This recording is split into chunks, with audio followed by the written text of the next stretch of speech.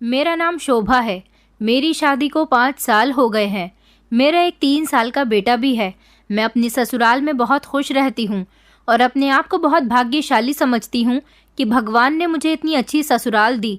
मेरे ससुराल में मेरे पति के अलावा मेरी सास और मेरी एक जवान नंद भी मौजूद थी। जब मेरी शादी हुई थी तब मेरी नंद की उम्र लगभग 15 साल थी। अब वो 20 साल की हो चुकी थी। मेरी नंद बहुत अच्छी थी, सीधी सादी और मासूम सी। वो देखने में बहुत खूबसूरत थी। मेरे लिए मेरी नंद बिल्कुल मेरी छोटी बहनों जैसी थी। वो मेरी बहुत इज्जत किया करती थी और स्कूल से आने के बाद मेरा घर के काम में भी हाथ बटाती थी, जबकि मेरी सास ज़्यादातर बीमार ही रहती थी, इसलिए वो अपने कमरे से ज़्यादा बाहर नहीं आती थी और उनसे घर का कोई काम भी नहीं होता था। मैं और मेरी नंद ही घर के सारे काम करते थे, जबकि मेरा पति सुबह को अपनी फैक्ट्री जाया करता था। मेरा पति एक बहुत बड़ी फैक्ट्री में वर्कर की नौकरी पर लगा हुआ था। हम लोग अपनी मिडिल क्लास जिंदगी में बहुत खुश थे और बहुत सुकून के साथ जिंदगी गुजार रहे थे। मेरी नंद सुबह में स्कूल जाती थी और स्कूल से आने के बाद अपने कपड़े चेंज करके थोड़ी देर अपने कमरे में आराम किया करती थी। मगर आजकल मैं नोटिस कर रही थी कि मेरी नंद की हरकतें आजकल कुछ बदली बदली सी थी। ये उसकी चढ़ती जवानी की उम्र थी। मैं हमेशा उसके साथ रहती थी। वो पढ़ाई में भी बहुत अच्छी थी। वो इस तरह की लड़की थी कि अगर पढ़ाई में उसके थोड़े से भी नंबर कम आ जाते थे तो वो बहुत परेशान हो जाती थी। वो पढ़ाई में इतनी इंटेलिजेंट थी कि जब भी फ्री होती थी अपनी बुक्स लेकर पढ़ने के लिए बैठ जाती थी। लेकिन आजकल तो उसने अपनी पढ़ाई पर ध्यान देना बिल्कुल ही छोड़ दिया था। न जाने उसे क्या हो गया था कि वो अपनी बुक्स लेकर बैठती ही नहीं थी, बल्कि कमरे के अंदर बंद हो जाती थी। उसके होठों पर हमेशा अजीब सी मुस्कुराहट होती थी।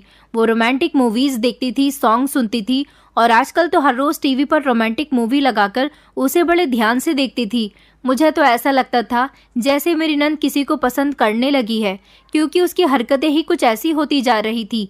मैं तो उसे बहुत अच्छा समझती थी और आज भी मेरे दिल में उसके लिए बहुत इज्जत है। लेकिन जब मुझे उसकी सच्चाई के बारे में पता चला तो मैं हैरान रह गई थी, क्योंकि आजकल वो हम सब से अलग अलग रहने लगी थी। उसके चेहरे की मुस्कुराहट तो जैसे कहीं खो गई थी। मैं उसके इस उदास चेहरे को देख देखकर बहुत परेशान हो रही थी। मगर एक बात बहुत अजीब थी। मेरी नंद स्कूल जाने से मना करने लगी थी। समझ नहीं आ रहा था कि वो स्कूल जाने से क्यों मना कर रही है। इतनी इंटेलिजेंट लड़की जो अपनी पढ़ाई के लिए हमेशा बहुत सीरियस हुआ करती थी, अब न जाने उसको क्या हो गया था। मैं और मेरी सास उसे समझा बुझाकर स्कूल भेज दिया करते थे तो वो बहुत ज़्यादा परेशान नजर आती थी। उसका इंटर कंप्लीट होने वाला था। उसके स्कूल का आखिरी साल रह गया था। फिर हम लोग उसका एडमिशन कॉलेज में करवाने वाले थे। मेरी नंद शुरू से ही चाहती थी कि वो लॉयर बने, इसलिए हम उसके इस सपने को पूरा करना चाहते थे। लेकिन अब ना जाने वो इतनी खामोश खामोश सी रहती थी और किसी से कोई बात भी नहीं करती थी। अब वो अपनी पढ़ाई से आखिर इतनी दूर क्यों भागने लगी थी। जब वो खुश रहती थी तो लगता था कि कुछ गड़बड़ है, उसका किसी से अफेयर चल रहा है। लेकिन जब वो अपनी पढ़ाई से दूर भागने लगी तो हम लोग कंफ्यूज हो गए थे, न जाने उसको क्या हो गया है। एक दिन मुझे अपनी नंद पर शक होने लगा। मैंने अपनी नंद का पीछा किया तो एक दिन ये देखकर मैं दंग रह गई कि वो जितनी सीधी हम लोगों के सामने बनती थी ऐसी नहीं थी, क्योंकि उसकी सारी सच्चाई खुलकर मेरे सामने आ चुकी थी। क्योंकि मेरी नंद का नाम आंचल था। घर में सब लोग उसे बहुत प्यार किया करते थे। हालांकि वो मेरे पति की भी लाडली थी। मेरे पति के पिता की मौत उनके बचपन में ही हो गई थी। उन्होंने अपनी बहन को एक पिता की तरह पाला था, क्योंकि जब मेरे ससुर जी की मौत हुई थी तो मेरी नंद बहुत छोटी थी। मेरा पति कम उम्र से ही घर की जिम्मेदारियों में बंधकर रह गया था। मेरे ससुराल में मेरे ससुर जी के मरने के बाद इस घर के हालात बहुत ज़्यादा खराब हो गए थे।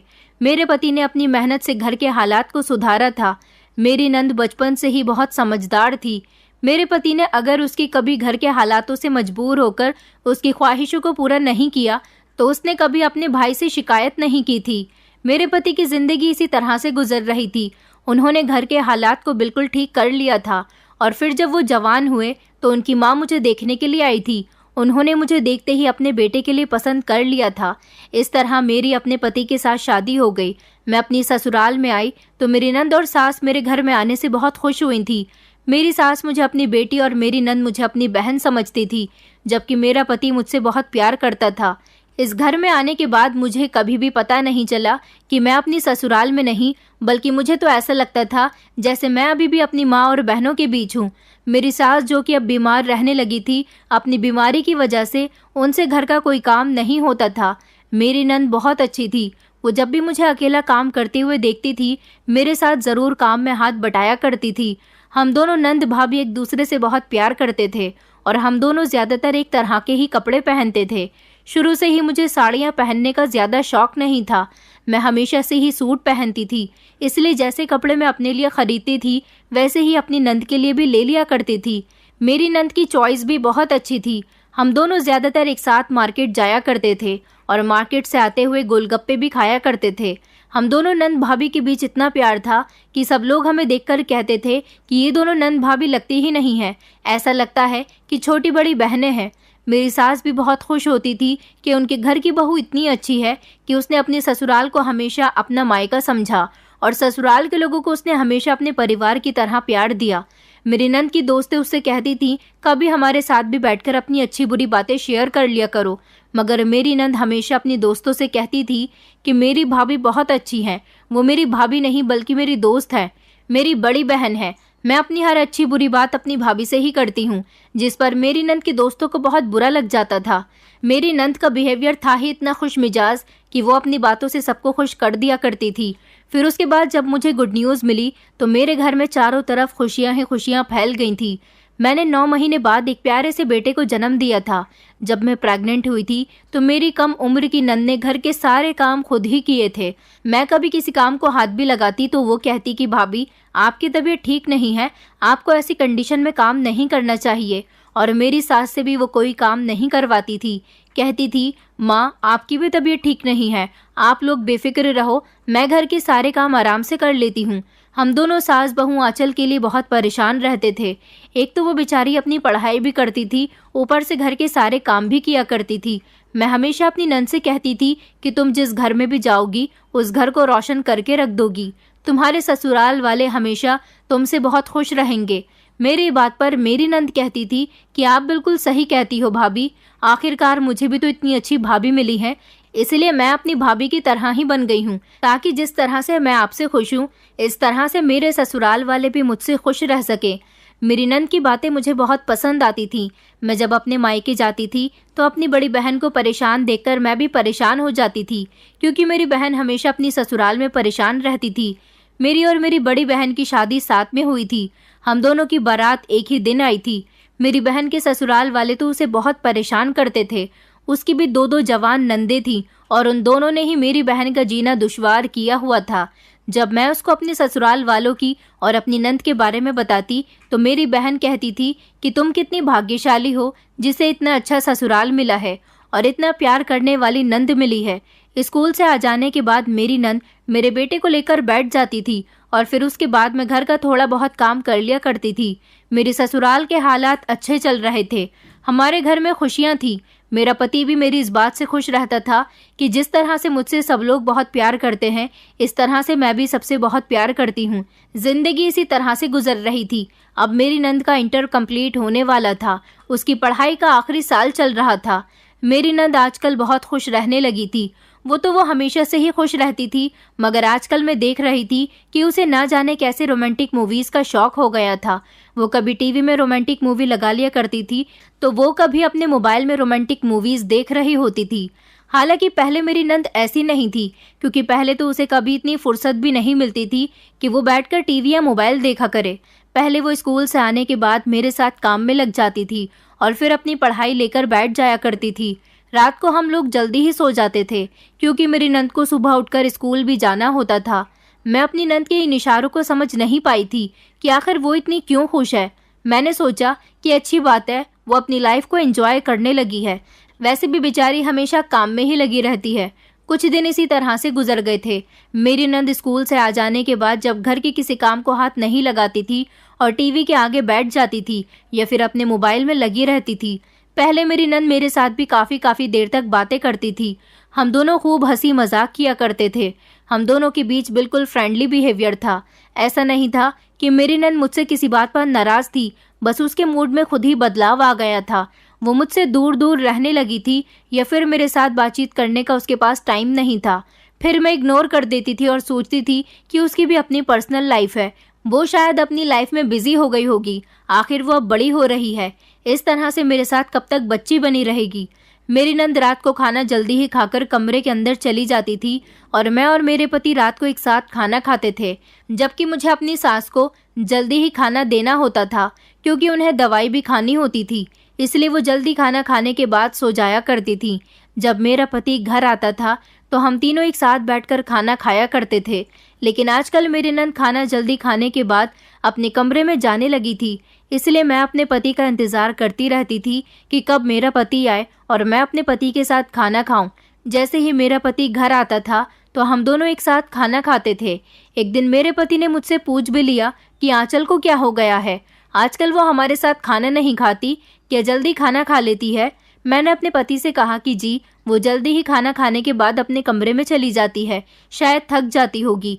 लेकिन धीरे धीरे मुझे अपनी नंद पर शक होने लगा था क्योंकि दिन बढ़ने के साथ साथ उसके बिहेवियर में भी काफ़ी सारा बदलाव आ गया था। लेकिन अब जो मैंने अपनी नंद की हरकतें देखनी शुरू की, उसकी हरकतों को देखने के बाद तो मुझे ऐसा लगता था कि वो हम लोगों का भरोसा तोड़ने की कोशिश कर रही है और किसी दिन हम लोगों की इज्जत के साथ खेल जाएगी। वो सुबह सुबह स्कूल जा रही थी जब मैंने उसे रोक लिया। मैंने उससे कहा, आंचल ज़रा इधर तो आओ, मेरी बात सुनो। वो आकर मेरे सामने खड़ी हो गई। मैंने उसे सर से लेकर पैर तक गौर से देखा था। मैंने कहा, ये तुम क्या करके स्कूल जा रही हो।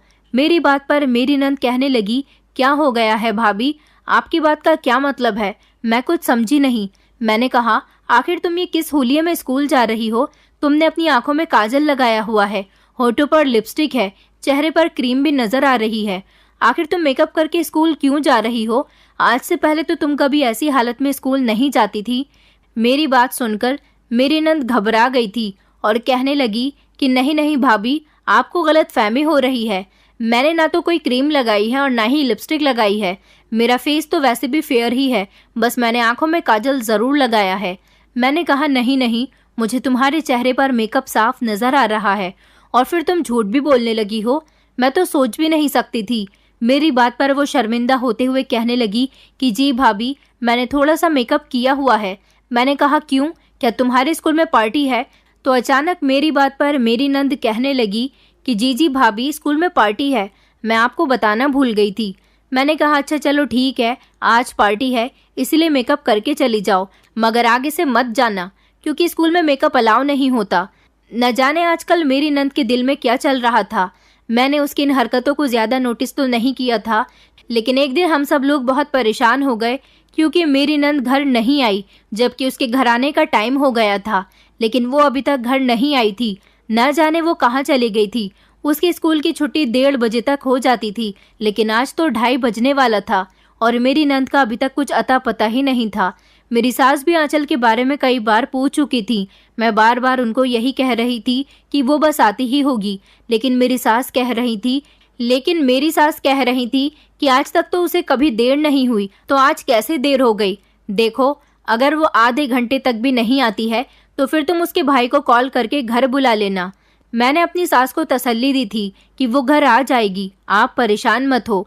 वैसे भी मेरी सास बीमार थी, मैं उन्हें किसी तरह की परेशानी नहीं देना चाहती थी। मेरी कुछ समझ में नहीं आ रहा था कि मैं क्या करूं। मैं अपने पति को ये बात नहीं बताना चाहती थी क्योंकि मेरा पति परेशान हो जाता।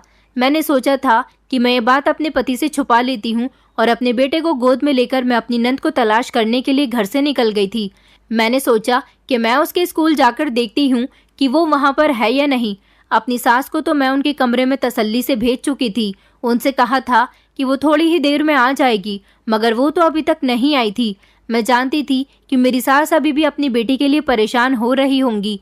मैं जल्दी से रिक्शा में बैठकर अपनी नंद के स्कूल चली गई थी। वहाँ जाने के बाद मैंने देखा कि स्कूल की छुट्टी तो हो चुकी थी और सारी ही लड़कियाँ अपने अपने घर जा चुकी थी। मैंने वहाँ की सिक्योरिटी गार्ड से पूछा, क्या स्कूल की छुट्टी हो गई है। तो वो कहने लगा कि स्कूल की छुट्टी हुए तो 1 घंटे से ज़्यादा हो गया है और सारी ही लड़कियां स्कूल से जा चुकी हैं। अब सिर्फ स्कूल के अंदर स्कूल की थोड़ी सी टीचर्स बाकी रह गई हैं और वो भी थोड़ी देर के बाद अपने घर चली जाएंगी। मैं परेशान हो गई थी और फिर मेरे दिमाग में आया कि कहीं मेरी नंद अपनी दोस्तों के साथ तो नहीं चली गई, शायद वो उनके घर चली गई होगी। मुझे अपनी नंद के कुछ दोस्तों के घर के एड्रेस के बारे में पता था क्योंकि वो मुझे किसी काम के लिए अपनी 1-2 दोस्तों के घर लेकर जा चुकी थी। इसलिए मैं उसके दोस्तों के घर भी चली गई। एक एक करके मैं अपनी नंद की सारी दोस्तों के पास चली गई थी और सबके घर से ही मुझे अपनी नंद के बारे में कुछ भी पता नहीं चला था। मेरी नंद की एक दोस्त और रह गई थी। मैं जब उसके घर गई तो उसके घर से मुझे एक बात पता चली थी। मेरी नंद की दोस्त ने मुझे बताया था कि आंचल की आजकल किसी लड़के से बातचीत हो रही है। मैंने चौंकते हुए उससे कहा, अच्छा, वो लड़का कौन है और कहाँ रहता है? उसने कहा कि जिस लड़की से वो बातचीत करती है वो बहुत ज़्यादा हैंडसम है। मैंने कहा, मैंने तुमसे जो पूछा है मुझे उसका जवाब दो। मैंने तुमसे कब पूछा कि वो हैंडसम है या नहीं? वो लड़का कौन है और कहाँ रहता है? मुझे उसके बारे में बताओ, क्योंकि आंचल अभी तक घर नहीं पहुंची है। न जाने वो कहाँ चली गई। तो उसके दोस्त ने कहा कि मैं उस लड़की के बारे में कुछ नहीं जानती, बस मुझे इतना पता है कि उस लड़की का नाम श्लोक है। अपनी नंद की दोस्त की बात सुनकर मैं परेशान हो गई थी और फिर तंग आकर मैं घर आ गई, क्योंकि गर्मी बहुत तेज हो रही थी और मैं अपने छोटे से बेटे को लेकर घर से निकली हुई थी। मैं जैसे ही अपने घर पहुंची तो ये देखकर दंग रह गई कि घर पर मेरा पति भी आ चुका था। मुझे घर में ना देखकर वो परेशान हो गए थे। उन्होंने अपनी माँ से पूछा था कि मैं कहाँ पर हूँ। ये बात तो मेरी सास भी नहीं जानती थी कि मैं आंचल को ढूंढने के लिए घर से निकल चुकी थी। मैं अपने पति से अब ये बात नहीं छुपा सकती थी, इसलिए मैंने उनको बता दिया कि मैं आंचल को ढूंढने के लिए घर से गई हुई थी। आंचल अभी तक घर नहीं आई है। मेरे पति ये बात सुनकर परेशान हो गए और कहने लगे कि तुमने मुझे इस बारे में अभी तक क्यों नहीं बताया? मैंने कहा, मैं उसको उसकी सारी फ्रेंड्स के घर तलाश करके आ गई हूँ और उसके स्कूल भी देख कर आई हूँ, वो कहीं पर भी नहीं है। मेरा पति कहने लगा कि मैं पुलिस में रिपोर्ट लिखवाने के लिए जा रहा हूँ। मेरा पति अभी दरवाजे तक ही पहुंचा था कि अचानक मेरी नंद आ गई। जल्दी से घबराकर मैं उसके पास गई और कहने लगी कि आखिर तुम कहाँ से आ रही हो? तुम जानती हो कि हम तुम्हारे लिए कितना परेशान हो गए थे। मैंने देखा था कि मेरी नंद के चेहरे का रंग उड़ा हुआ था। ऐसा लग रहा था कि वो हमसे कुछ छुपाने की कोशिश कर रही है। मेरी नंद बिल्कुल खामोश थी, कुछ बोल ही नहीं रही थी। फिर मेरे पति ने भी उससे बार बार कहा कि बताओ तुम कहाँ गई थी। थोड़ी देर के बाद मेरी नंद ने मुझे बताया कि भैया भाभी, आप मेरे लिए परेशान न हो, मैं बिल्कुल ठीक हूँ। मैं जब स्कूल से घर वापस आ रही थी तब मुझे रास्ते में एक मासूम बच्ची रोती हुई मिली थी। वो बाजार वाले रास्ते की तरफ खड़ी हुई रो रही थी। शायद वो गुम हो गई थी, इसलिए मैं उसके पास खड़ी रही, क्योंकि वो एक मासूम बच्ची थी। मैं नहीं चाहती थी कि कोई उसके गुम होने का फायदा उठाए और उसके साथ कुछ गलत करे, इसलिए मैं उसके साथ मिलकर उसकी माँ को बाजार में ही तलाश कर रही थी। जब मुझे थोड़ी देर के बाद उसकी माँ मिल गई तो मैंने उस बच्ची को उसकी माँ के हवाले कर दिया और फिर मैं फौरन ही घर आ गई। मैं जानती हूँ कि आप लोग मेरे लिए परेशान हो रहे होंगे, मगर मैं उस मासूम बच्ची को ऐसे तो भटकता हुआ और रोता हुआ नहीं छोड़ सकती थी। मेरा पति कहने लगा, अच्छा ठीक है, तुमने उस बच्ची की मदद की, लेकिन तुम्हें हमारे बारे में भी तो सोचना चाहिए था। हम कितना परेशान हो गए थे। मेरी नंद कहने लगी, सॉरी भैया भाभी, आगे से मैं ऐसा कभी नहीं करूंगी। मेरी नंद की बात पर हम लोग बेफिक्र हो गए थे। मेरी नंद बिल्कुल ठीक ठाक थी। वो दिन तो जैसे तैसे गुजर गया था, मगर अगले दिन मेरी नंद ने जो कहा उसे सुनकर मेरे होश उड़ गए थे। मेरी नंद सुबह देर से उठी और उठने के बाद नहा धोकर उसने नाश्ता किया और अच्छी तरह से तैयार हो गई। मैंने अपनी नंद से कहा कि आज तुम स्कूल नहीं गई, तुमने आज स्कूल जाने का सारा टाइम निकाल दिया। क्या तुम्हारी तबीयत ठीक नहीं है या फिर कोई और बात है? मेरी नंद कहने लगी, भाभी मैं अब स्कूल नहीं जाऊंगी, क्योंकि अब मुझे आगे नहीं पढ़ना है। उसकी बात सुनकर मैं चौंक गई थी और मैंने कहा था कि तुम पागल तो नहीं हो गई हो? तुम तो एक लॉयर बनना चाहती थी और वैसे भी अब तुम्हारा इंटर कंप्लीट होने वाला है। उसके बाद हम तुम्हारा एडमिशन अच्छे कॉलेज में करवाएंगे। मेरी नंद कहने लगी, अब मैं ही कह रही हूँ कि मुझे लॉयर नहीं बनना और ना ही मुझे आगे पढ़ाई करनी है। अपनी नंद की बात पर मैंने उससे कहा था कि आखिर क्या बात है जो तुम्हें पढ़ाई नहीं करनी। उसने मुझे कोई वजह नहीं बताई थी और वो मेरे पास से उठकर चली गई थी। अगले दिन भी वो स्कूल नहीं जा रही थी। मैंने उसे समझाया था कि तुम अपनी पढ़ाई खराब क्यों कर रही हो, आखिर ऐसा करने से तुम्हें क्या हासिल होगा, लेकिन उसने मेरी कोई बात नहीं मानी और उसने स्कूल जाना बंद कर दिया। मेरी समझ नहीं आ रहा था कि मेरी नंद आखिर चाहती क्या है। ये बात अभी मेरी सास और मेरा पति नहीं जानता था, क्योंकि जब तक मेरी नंद के स्कूल का टाइम होता था वो अपने कमरे में बंद रहती थी। न जाने उसे क्या हो गया था। मेरा पति एक दिन मुझसे पूछने लगा कि आंचल की पढ़ाई कैसी चल रही है। अब तो उसके बोर्ड के एग्जाम्स आने वाले हैं, बस उसका इंटर कंप्लीट हो जाए, मैं जल्दी ही उसका एडमिशन अच्छे कॉलेज में करवा दूंगा। मैंने अपने पति को बता दिया था कि आंचल पढ़ाई छोड़ चुकी है, जबकि उसके 2 बोर्ड एग्जाम्स निकल चुके हैं। ये बात सुनकर मेरे पति के होश उड़ गए थे। मेरा पति कहने लगा, ये तुम क्या कह रही हो? तुमने इस बारे में मुझे पहले क्यों नहीं बताया? मैंने अपने पति से कहा कि मैंने आंचल को समझाने की बहुत कोशिश की थी, मगर उसने मेरी एक नहीं मानी। मैंने अपने पति से कहा कि वो जवान लड़की है, मैं उसके साथ जोर जबरदस्ती नहीं कर सकती और आपको भी नहीं करने दूंगी। इसलिए वो अगर अपनी पढ़ाई पूरी नहीं करना चाहती तो ना करे, क्योंकि शिक्षा हासिल करने का हक इंसान को अपनी मर्जी से होना चाहिए। मेरी बात सुनकर मेरा पति खामोश हो गया था और कहने लगा कि अच्छा ठीक है, अगर वो आगे नहीं पढ़ना चाहती तो उसकी मर्जी, मगर उसे इंटर कंप्लीट कर लेना चाहिए था। अपने पति की बात सुनकर मैं खामोश हो गई थी, क्योंकि मेरे पति ने कभी भी अपनी बहन की किसी बात को नहीं टाला था। लेकिन मैं देख रही थी कि मेरी नंद की आंखें अब रोई रोई सी होती थीं। ऐसा लगता था कि वो बहुत रोई है। मैं उससे पूछने की बहुत कोशिश करती थी कि तुम रो क्यों रही थी, तुम्हारी आंखें ऐसी क्यों हो रही हैं। मेरी नंद हर बार यही कहती थी कि नहीं भाभी, आपको कोई गलतफहमी हो रही है, मैं नहीं रोई हूँ। कुछ दिन इसी तरह से गुजर गए थे, जब एक दिन मेरी नंद उल्टियाँ कर रही थी। मैं अपनी नंद को देखकर बहुत घबरा गई, क्योंकि उसकी अचानक से बहुत तबीयत खराब हो गई थी। मैं जल्दी से उसको लेकर अस्पताल चली गई और उसका चेकअप करवाया, मगर डॉक्टर ने जो मुझे बात बताई थी उसे सुनकर मेरे पैरों तले से जमीन निकल गई थी।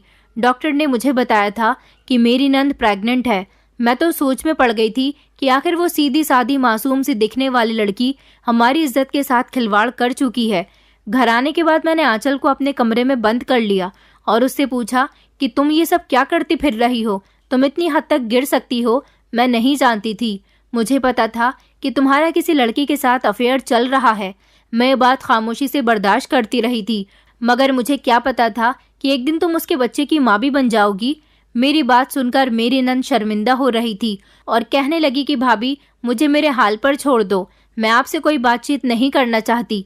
मुझे बड़ी हैरानी हुई थी कि हमेशा मेरी इज्जत करने वाली मेरी नंद आज मुझसे कैसे आंखें चुरा रही थी। उसने मुझे कुछ भी नहीं बताया था, मगर मैं अपना सर पकड़कर बैठ गई थी कि अगर ये बात मेरे पति और मेरी सास को पता चल गई तो ना जाने क्या होगा। मैं सोच रही थी कि ये बात मुझे अपने पति को बता देनी चाहिए, क्योंकि अगर इतनी बड़ी बात उन्हें कहीं और से पता चली तो वो मेरा गला दबा देंगे, क्योंकि वो अच्छी तरह से ये बात जानते हैं कि मैं अपनी नंद की शुरू से ही बहुत क्लोज रही हूँ और उसकी हर बात को अच्छी तरह से जानती हूँ। मुझे अफसोस हो रहा था कि जिस दिन मुझे उस लड़के श्लोक के बारे में उसके दोस्त ने बताया था, मुझे तभी से ही अपनी नंद पर नजर रखनी चाहिए थी। मगर वो तो जिस दिन घर देर से आई थी उस दिन से घर से बाहर निकली ही नहीं थी, यहाँ तक कि उसने स्कूल तक जाना बंद कर दिया था। मेरी तो कुछ समझ नहीं आ रहा था कि मैं क्या करूं। मैं बार बार अपनी नंद से पूछ रही थी कि बताओ ये बच्चा किसका है, क्या तुम उस लड़के से शादी करना चाहती हो जिससे प्यार करती हो? तो मैं जैसे तैसे तुम्हारी उसके साथ शादी करवा देती हूँ, ताकि बच्चे वाली बात दबी की दबी रह जाए। मगर मेरी नंद तो मेरे साथ ऐसे बिहेव करती थी जैसे मैं उसके लिए कोई अनजान हूँ। वो मेरी किसी बात का ना तो कोई जवाब देती थी और ना ही मेरी बात सुनकर कोई रिएक्ट करती थी, बस खामोश बैठी रहती थी। ऐसा लगता था जैसे वो डिप्रेशन का शिकार हो रही है। अगले दिन मैंने देखा कि मेरी नंद खामोशी से दुपट्टा ओढ़कर उससे अपना मुंह छुपा रही थी और घर से निकल रही थी, क्योंकि शाम का टाइम था और मैं अपने बेटे को कमरे में सुला रही थी। मेरी सास भी अपने कमरे में थी। मेरी नंद को जब कोई दिखाई नहीं दिया तो वो खामोशी से घर से निकल गई। मैं भी ये देखने के लिए कि आखिर वो कहाँ जा रही है उसके पीछे पीछे चली गई। मैं समझ गई थी कि जरूर वो श्लोक नाम के लड़के से ही मिलने के लिए जा रही होगी, क्योंकि उसके दोस्त ने बताया था कि वो उसको कई बार उससे बातचीत करते हुए देख चुकी है। इसका मतलब कि ये दोनों गर्लफ्रेंड बॉयफ्रेंड होंगे। मगर जिस जगह पर मेरी नंद जाकर रुकी थी और वो जिस इंसान से मिलने गई थी, वहां पहुंचते ही मेरे होश उड़ गए थे, क्योंकि मेरी नंद कहीं और नहीं बल्कि अपने स्कूल आई थी। वो स्कूल के अंदर चली गई और वहां प्रिंसिपल रूम में गई।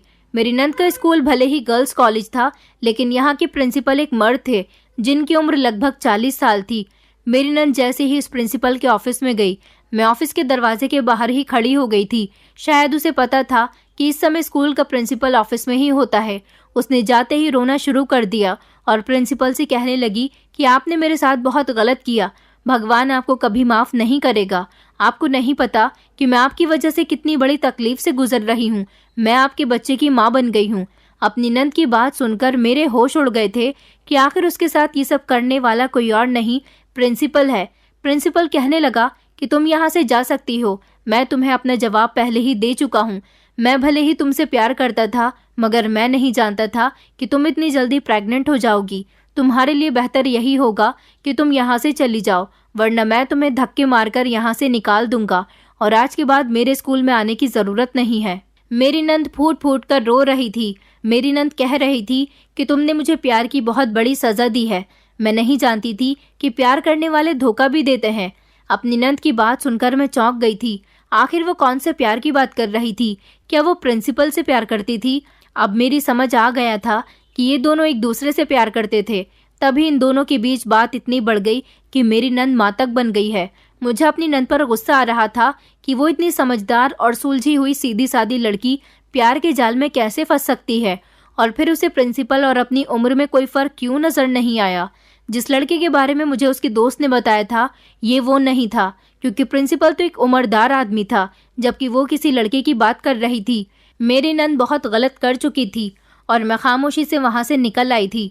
और मेरे आने के थोड़ी ही देर बाद मेरी नंद भी रोती हुई घर वापस आ गई थी। अब मैं अपनी नंद की सारी सच्चाई जान चुकी थी। मैं अपनी नंद के कमरे में गई और उससे कहने लगी कि मुझे तुम्हारी सच्चाई पता चल गई है आंचल।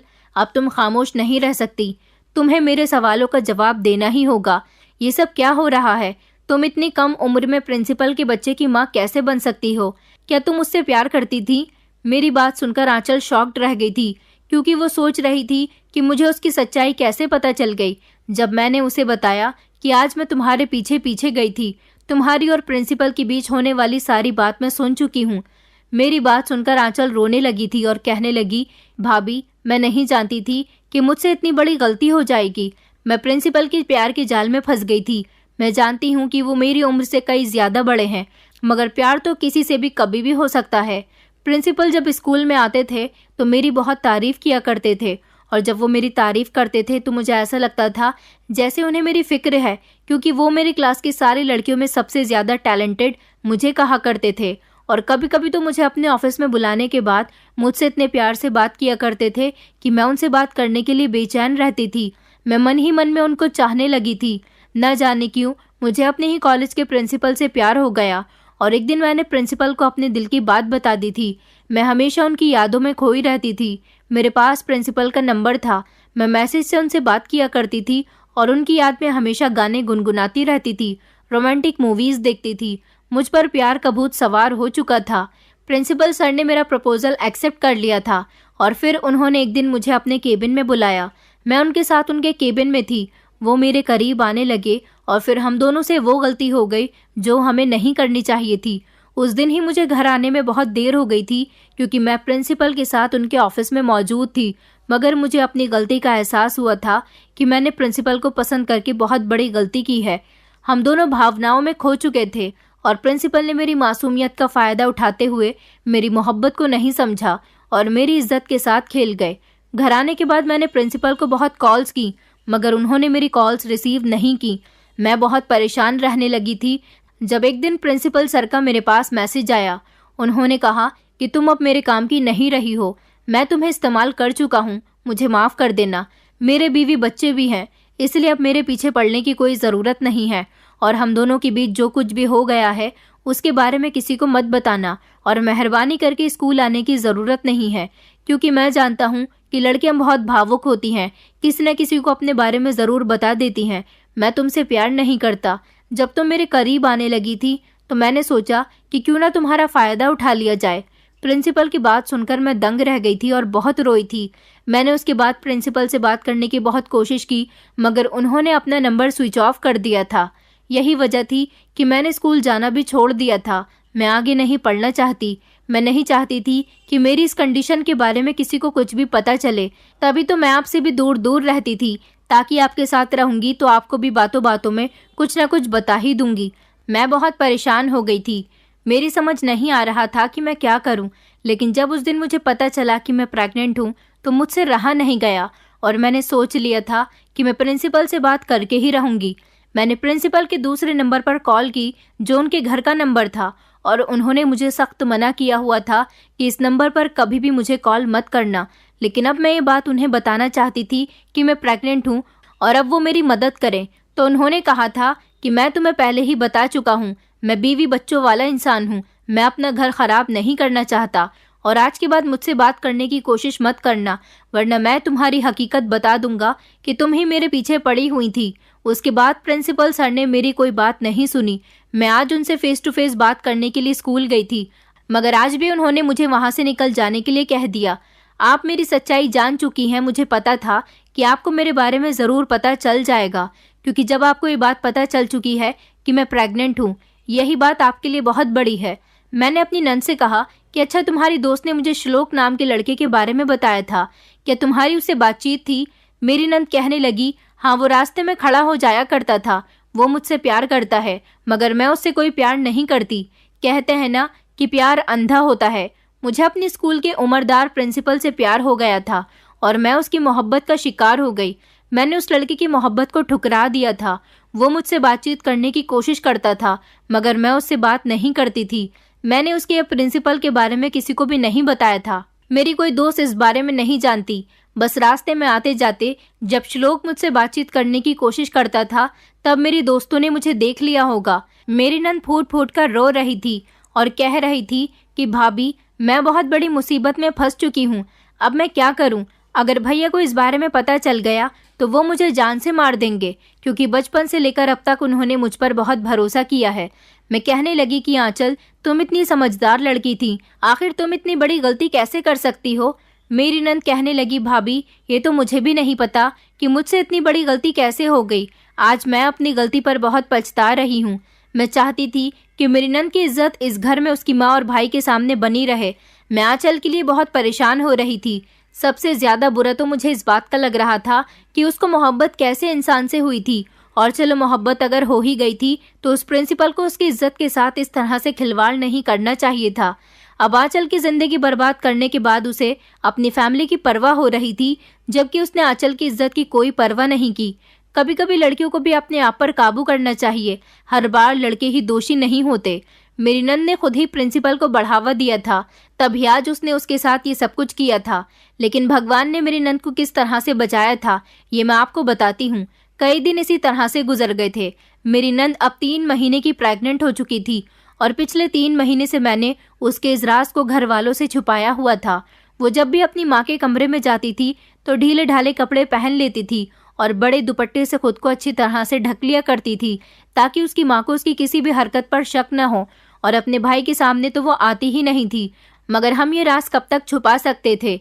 हम परेशान थे कि जिस दिन उसके 9 महीने पूरे हो जाएंगे, ये राज सबके सामने आ ही जाएगा। एक दिन हमारे घर पर श्लोक आया था। मैं जल्दी से उसे अपने कमरे में ले आई थी। वहां पर मेरी नंद भी मौजूद थी। जब उसने आंचल से कहा था कि मैं तुमसे शादी करना चाहता हूँ, मैं तुम्हें कई बार प्रपोज कर चुका हूँ, मगर तुमने एक बार भी मेरे प्रपोजल का जवाब नहीं दिया। अब तुम्हें देखे हुए काफी समय हो गया था। मेरे घर वाले मेरी शादी कहीं और करना चाहते हैं, मगर मैं तो तुमसे प्यार करता हूँ। मैं आज भी तुम्हारे जवाब का इंतजार कर रहा हूँ। मेरे घर वाले मेरी शादी कर रहे हैं, तो मैंने सोचा कि एक बार फिर मैं तुमसे तुम्हारी मर्जी पूछ लेता हूँ। इसलिए मैं तुम्हारे घर पर आया था, ताकि तुम मुझे मिल जाओ और मैं तुमसे बात कर सकूं। मगर तुम्हारी भाभी मुझे यहाँ कमरे में ले आई है। श्लोक की बात पर मेरी नंद नजर झुकाकर बैठी हुई थी। फिर मैंने श्लोक से कहा कि आंचल भी तुमसे प्यार करती है। मेरी बात पर अचानक चौंक कर आंचल ने मुझे देखा था। फिर मैंने उसे आंखों का इशारा किया। फिर उसने अपनी घबराहट को कम किया था। मेरी बात सुनकर श्लोक के चेहरे पर मुस्कुराहट आ गई थी। वो आंचल की तरफ देखकर कहने लगा, क्या सच में तुम मुझसे प्यार करती हो? आंचल ने अभी कोई रिएक्ट नहीं किया था। जब मैंने आंचल की प्रेगनेंसी के बारे में उसे बता दिया और कहा कि ये बच्चा उसके स्कूल के प्रिंसिपल का है, इसके बाद मैंने श्लोक को आंचल की पूरी कहानी बता दी थी। तुम जानते हो ना कि हम गरीब लोग हैं, उन लोगों के खिलाफ कुछ नहीं कर सकते। ऐसी हालत में आंचल को कोई नहीं अपनाएगा। तुम्हारे सामने सारी सच्चाई है। क्या तुम अभी भी आंचल को एक्सेप्ट करोगे? मेरी बात सुनकर पहले तो काफी देर तक श्लोक गहरी सोच में पड़ गया था। फिर थोड़ी देर के बाद उसने जो कहा उसे सुनकर हम दोनों के ही होश उड़ गए थे। श्लोक मेरी नंद से सच्ची मोहब्बत करता था, इसलिए उसने कहा था कि मैं आंचल को एक्सेप्ट करने के लिए तैयार हूँ और उसके आरोपी को भी सजा दिलवाना चाहता हूँ। उसकी बात सुनकर हम दोनों बहुत खुश हुए थे। एक श्लोक था जो आंचल से इतनी मोहब्बत करता था कि उसके बारे में सब कुछ जानकर भी उसने आंचल को एक्सेप्ट कर लिया था और उसने अपने घर वालों को हमारे घर रिश्ता लेकर भेज दिया था। वैसे भी श्लोक का उसकी माँ के अलावा कोई भी नहीं था। इस तरह इज्जत के साथ मेरी नंद की शादी हो गई थी, क्योंकि श्लोक के अंदर कोई कमी नहीं थी और मेरे पति को मैंने बता दिया था कि ये दोनों एक दूसरे को पसंद करते हैं। इसलिए मेरे पति ने भी अपनी बहन की पसंद पर इनकार नहीं किया था और मेरी नंद की शादी श्लोक के साथ हो गई। शादी के कुछ दिन बाद ही श्लोक आंचल को लेकर दुबई चला गया। उसने अपना काम वहीं पर शुरू कर लिया और आंचल के साथ खुशी खुशी रहने लगा। वो आंचल को इसीलिए दुबई लेकर गया था ताकि उसकी प्रेगनेंसी के बारे में किसी को कुछ पता न चले। अगर वो यहाँ रहती तो जरूर उसके ससुराल में और मायके में ये खबर फैल जाती कि आंचल पहले से ही प्रेग्नेंट है। श्लोक ने बहुत समझदारी दिखाई थी और यही वजह है कि वो दोनों दुबई में बहुत खुश हैं और श्लोक वहाँ जाने के बाद कामयाब हो गया। ये सब जिस तरह से मैंने आपको अपनी कहानी में एक आसान तरीके से बताया है, ये सब करना हमारे लिए कोई आसान नहीं था, बल्कि कई सारे झूठ बोलने के बावजूद उन दोनों की जिंदगी खुशहाल हो सकी थी। श्लोक आंचल के आरोपी को सजा दिलवाना चाहता था, मगर आंचल ने कहा कि उसे उसके हाल पर छोड़ दो। कहते हैं ना कि इंसान जब किसी के साथ बुरा करता है तो उसके साथ भी बुरा होता है। कुछ समय के बाद स्कूल के प्रिंसिपल के स्कूल में एक दिन भीषण आग लग गई थी, जिसमें कई सारी लड़कियां जलकर राख हो गईं। प्रिंसिपल तो बच गया था, लेकिन वो पूरी तरह से बर्बाद हो चुका था, क्योंकि उसका जो कुछ भी था वही स्कूल था। स्कूल में जब आग लगी थी तो उसके बाद वहां की सारी लड़कियों ने स्कूल जाना छोड़ दिया। स्कूल का प्रिंसिपल आज खाली हाथ बैठा हुआ है। शायद उसके किए की सजा उसको मिल गई थी। भगवान ने श्लोक और आंचल की अपनी कोई औलाद उनको नहीं दी। जो बच्चा पहले ही आंचल के पेट में था, वही बच्चा आज दुनिया में उनके साथ है और वो दोनों अपने बच्चे के साथ बहुत खुश हैं। इस तरह मेरी नंद आंचल आज भी सब लोगों की नज़र में बहुत अच्छी है और मैं भी अपने ससुराल में बहुत खुश हूँ। आज इस बात को 8 साल गुजर चुके हैं। मेरी सास तो इस दुनिया में नहीं है, लेकिन मैं अब 3 बच्चों की माँ हूँ और अपने परिवार में बहुत खुश हूँ। दोस्तों, उम्मीद करती हूँ आपको हमारी कहानी पसंद आई होगी। कहानी पसंद आई है तो वीडियो को लाइक करें, चैनल पर नए हैं तो चैनल को सब्सक्राइब करें और हाँ, नोटिफिकेशन बेल को ज़रूर दबाएं ताकि अगली अपडेट सबसे पहले आपको मिले।